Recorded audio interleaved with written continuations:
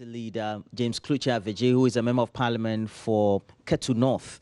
But we also know that he's the chairman of Parliament Public Accounts Committee. I'm right? Yes. Okay. And good morning, and thanks for joining us. Good morning. But we have to look at some of the issues that seem to have cropped up over the years, especially if you look at government budgets, and it's you look at the items, especially on the social side. It seems to have dominated many of the criticisms, especially on the part of the minority, and also even normal think tanks in our country today. Has it, if you look at the financial year, resulted in perhaps excessive expenditure vis-a-vis what is realized by way of revenue? Yeah. First of all, thank you very much. If you look at 2018, what the government itself budgeted and what has been spent so far, most of the expenditure went into the social sector, which is actually the recurrent expenditure. So you see that the accounts prepared by the Controller and Accountant General for the first half year of 2018, there was nothing spent or reported in that account that shows that payment or expenditure had been incurred in the line of capital expenditure. So most of the expenses went into recurrent expenditure, which is salaries, interest payments, goods and services, and nothing was spent at all on capital expenditure. What it means is that there has been a shift, the mix of the three types of expenditure that we have, because we usually have goods and services. We also have compensation for employees, and then we have capital expenditure. That has been the three types or three means of expenditure of government over the years. We need to balance all this. Now, what is happening now is that there has been a shift from capital expenditure to recurrent expenditure or to goods and services, which is the free SHS or the social sector. So in a year or two or three, the effect of this is that the capital expenditure side will start to deteriorate. You see more roads going bad. And if this happens, it will affect the economic prospects of the country, because if the roads are not good, economic activity will not thrive, and for that matter, it will not propel growth. So yes, it should be a concern for all of us, including the think tanks, all that, because if you focus all on consumption side, where you want to devote all the money we have into consumption, leaving the development side, the capital expenditure side, the economy will be affected in 2 to 3 years' time. So at the end of the day, we've seen that that ultimately have resulted in some delays in meeting some expectations per the promises that have been made, and those allocations for appropriation that have been made within the financial year 2018, vis-a-vis if it's one district, one factory, etc. For example, we just had a press conference by the Special Development Ministry, saying that they've built some 571 dams, etc. But in all that, as members of parliament, do you try to go out and inspect those projects as you're told, or how do you ascertain whether those have been realized? The minister is reporting that he have built 500 and something dams. The areas that those dams are built is the members of parliament from those areas who will confirm whether truly those dams have been built. In my constituency in Ketu North, no dam has been built. So I believe maybe those dams are built in the northern part of the country. So we'll find out from our colleagues who are from the northern sector if truly those dams have been built. But 2 years down the line, you promise each district having a factory. How many factories have been built so far? And we know they have been converting some existing factories and renaming them under the one district, one factory. Because when you are going to my constituency, after Tema, going through Dawenya area, you see B Plus, which is a company that has been producing iron rods all this while. But I was surprised to see a big signboard say B Plus, one district, one factory. So I don't know if it's a new factory that has been built or that. So yes, we need to be updated on how many factories have been built so far, because you have done 50% of your term. You have been given 4 years, and now you did almost 2 years. So if we have 256 or 4 districts, then by now you should be doing over 100 factories. So how many have been built in that regard? You also promised constituency $1 million per year. 2 years now. So each constituency will now have to demand or be given $2 million. We have 275 constituencies. So $550 million must be distributed to all the constituency. And in Ketunov, again, I speak for my constituency, we have never received anything of that nature. So some of these things that they themselves said they would do, it is because they want to focus more on the free SHS, that they will not be able to perform, get enough resources to do those other promises, because the revenue performance is below targets. As of June, again, we could not meet about 1 billion Ghana cedis revenue. The performance per the targets for that quarter. For that, no, not for that quarter, for the half year. For the half year. So from January to June, we should have generated about 25.5 billion Ghana cedis, but we generated 24.5 billion Ghana cedis. So we are short about 1 billion.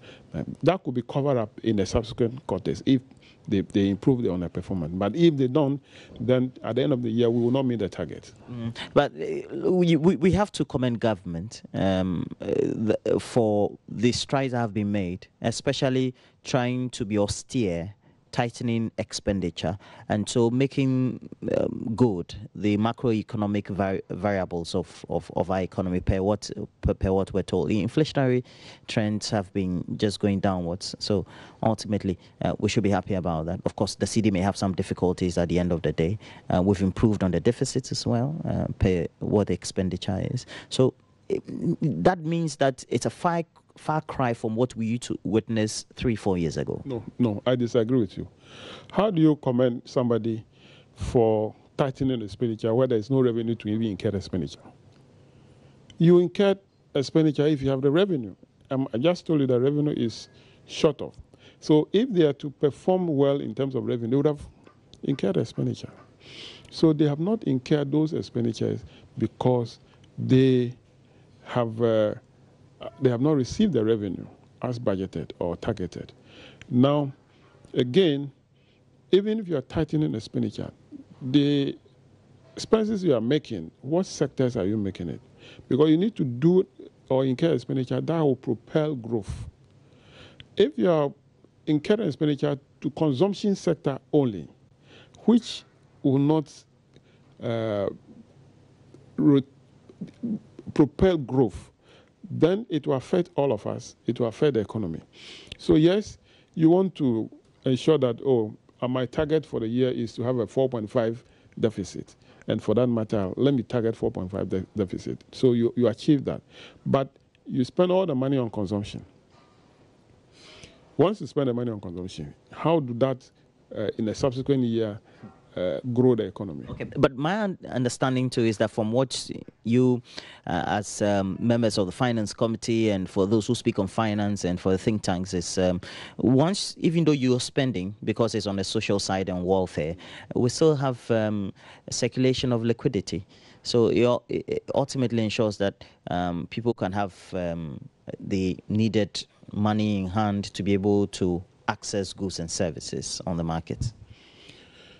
I don't follow what you're saying, but if you look at what they are spending the money on.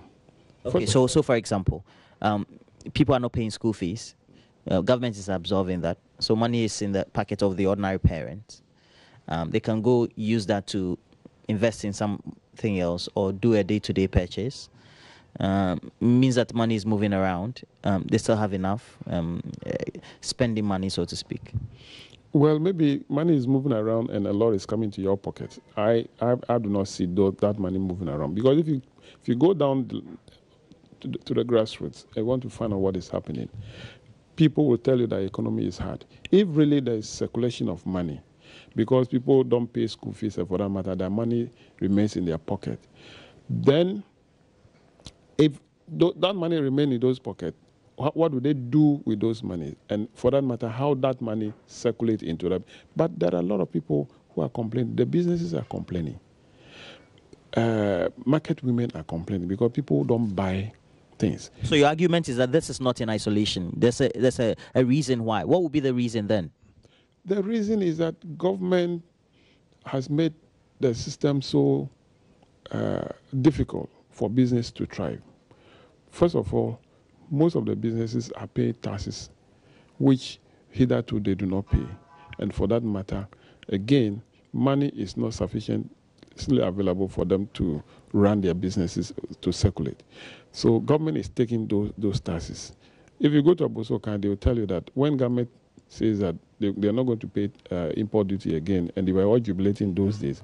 Now go there and they will tell you that, well, what government told us didn't happen. What is the reason? Now, the reason is that because our imports are linked to dollar, the dollar, once the dollar is appreciating, once the cedi is falling, $5,000 converted 2 years back is better than $5,000 converted today in terms of quantum in cedis. So the businessman in Abosoka will say, 2 years back, I was importing vehicle and I was paying, let's say, 20,000 Ghana cedis as import duty. But today I'm paying 26 or 27. So they will he'll look at that quantum and say, things are difficult. So what we need to do as a country is to say, what do we do to ensure that our currency is strong? Because the cedi is depreciating. Why is the cedi depreciating? We import more than we export. So available dollar is not sufficient to meet the demand to import. So what do we do?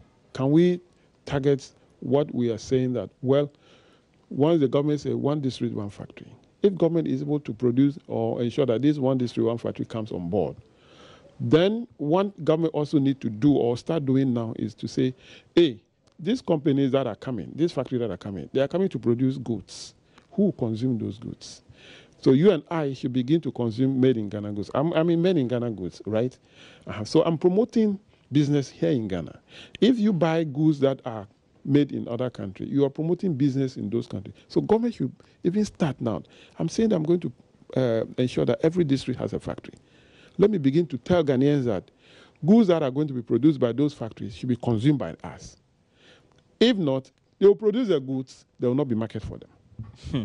Well, let me just ask you the last question before we wrap up. We've seen the initiatives that have been taken by the steps taken by the Bank of Ghana for due regulation, making sure that we have a strong banking system or financial system. But ultimately, you take a market in Ashaiman. The market woman depends on an MFI, a micro. The microfinance institution also will source credit from either savings and loans or a commercial bank, etc. Now, you get to find that there seem to be the effect being felt in all levels of the financial sector, as well as even the market, the micro level. Have you observed that? Is that a concern for you? And do you think the Bank of Ghana could have better communicated the way they wanted to do, enforce the regulations at the start or at the time that they did it? First of all, Bank of Ghana failed to do proper regulation and, for that matter, monitoring. They waited until the system got to a point that they need to take the decision based on the law. But because they failed to monitor and to determine or to detect those challenges from the beginning and resolve them. Now we've gotten to a point where the actions being taken by Bank of Ghana is affecting not only the top, but is going down the line. As we have explained, based on the chain, the market woman, first of all, Dr. Baumia says that in 2 years' time, when they come to power, every Ghanaian will have a bank account. I don't think that every Ghanaian have a bank account now. So now, it means that the market woman will not bother, most of them don't bother on even having a bank account. So once they don't bother in having bank account, or they do not have bank account, what do? They go to these microfinance institutions to go and borrow money. And that's what they also used to do their trading. Now, the decision of Bank of Ghana, which affects most of the banks, is now affecting those financial institutions, non-financial institutions. So it affects the market woman as well. So they are feeling it. Now, what Bank of Ghana need to do is to ensure that, because those sector of our economy depends on these non-bank financial institutions, what should be done? I remember in 2016 or 2015, when this DKM issue came and we brought the Bank of Ghana governor to Parliament, we argued that, look, can we think of creating another body which can solely be responsible to these small non-bank financial institutions? Because you feel that the bank is overwhelmed. Yes. The BOG is overwhelmed. Is overwhelmed. They don't have the capacity to go down and monitor all these things. That is why the problem is. Because we have more than 500 of these institutions, and we have the banks. So how can the Bank of Ghana alone be doing this kind of regulation and be supervising them? So it's something that we would begin to do, because our economy is based on these small businesses. Yeah, because we're not a large economy. It's not as if we have an Apple or Samsung or something. No. Okay, but let me just shortly, maybe 30 seconds. If you look at the revenue deficit in terms of what the accruals or the collection will be, and how we're spending, it means that government will just have to impose more. Otherwise, where will the money be coming from? Is that the logic? No, that's not the logic. You see, there are few people who are paying tax in Ghana. When we say the taxable population of Ghanaians' populations are getting to 30 million, the taxable population should be around 6-7 million people. Ideally. But effectively, there are 1.5, 1.6 people are paying tax. So what the GRA need to do, or government need to do, is to look at constituencies, not political constituencies. I'm talking about those people who need to pay the tax and they are not paying. Government need to do that. So we expand the base, the coverage, so that you who is already paying, you are not overburdened by additional tax, but rather people who are not paying should now be brought into the basket so that they can. So little, and small from all these people will increase the number. So that is what we need to do as government. Well, thank you very much. James Kluche Avedzi, he's a member of parliament for Ketu North, but also the chairman of the Public Accounts Committee of Parliament, but a deputy minority leader. Well, that's it for now.